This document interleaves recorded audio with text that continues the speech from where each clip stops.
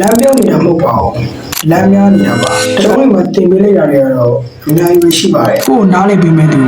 ရှာနေတာဒါဆိုရင်တော့မရှာပါနဲ့လို့ပြောရစီ။ဘာကြောင့်လဲဆိုတော့လူအများစုဖြစ်တတ်တဲ့အရာတစ်ခုဟာကိုလို့သမီးအရာတွေကိုတရားရုံနားလည်ပေးစီခြင်းနဲ့စိတ်ပါ။ဘာလို့ထောက်ခံပေးစီခြင်းတာကိုခံစားနေရတဲ့အရာကိုသိသိခြင်းတာအဲ့တဲ့လေးနာကျင်နေတဲ့အရာကိုမြင်ပေးစီခြင်းကြတဲ့ပုံလေးဒါပေမဲ့တကယ်နားမလည်ပေးနိုင်တဲ့အချက်ကိုရောက်လာရင်တော့ဘာလို့ငါ့ကိုနားမလည်ပေးနေရလဲဆိုပြီးဝမ်းနဲ့တက်ကြပါတယ်စဉ်းစားကြည့်ပါဦးတခါတလေကိုယ်စိတ်ထဲမှာတော့ဘာဖြစ်နေရလဲဆိုတော့မှသိချာမသိတာကွာတခြားလူတစ်ယောက်ကကိုယ်အပြည့်အဝနားလည်ပေးနေဖို့ဆိုတာအရန်ခက်ပါတယ်ဒါကြောင့်လူတွေကိုယ်နားလည်ပေးဖို့မမျှော်လင့်ခင်မှာ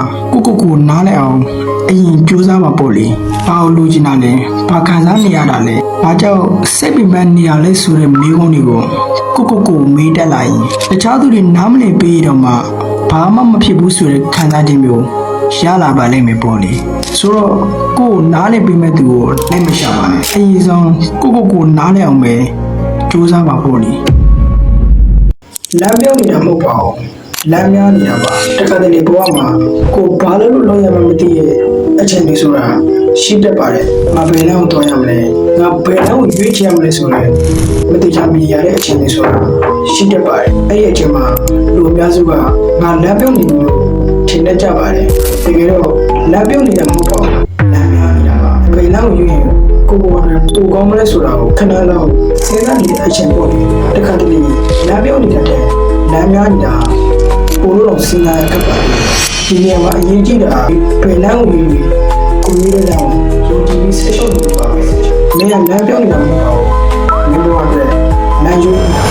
။ကျောင်းထဲမှာတင်ပေးလိုက်တာတွေကတော့အများကြီးပဲရှိပါတယ်။ဒါပေမဲ့ဘဝအတွက်အရေးကြီးဆုံးဖြစ်တဲ့အရာတစ်ခုကိုတော့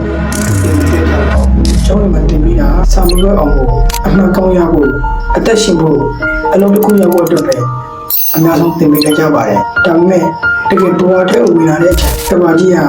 အများစုထင်တယ်လို့အလုံးမလုပ်တာပါပဲဒီနေ့မှာတကယ်ကြော်ရတဲ့အရာတွေကစိတ်ပစ္စည်းမှုကြာရှောင်းမှုကြော်ရွံ့မှုကိုမရောက်ကြည့်ရလို့ဖြစ်ပါတယ်တရားလူဘလို့တိုက်ပြအောင်လဲဆိုတာတွေကိုကြောင်းနေမှာ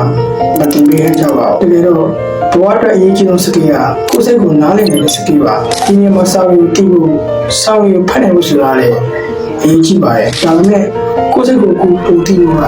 ပို့ပြီးတော့အရေးကြီးတယ်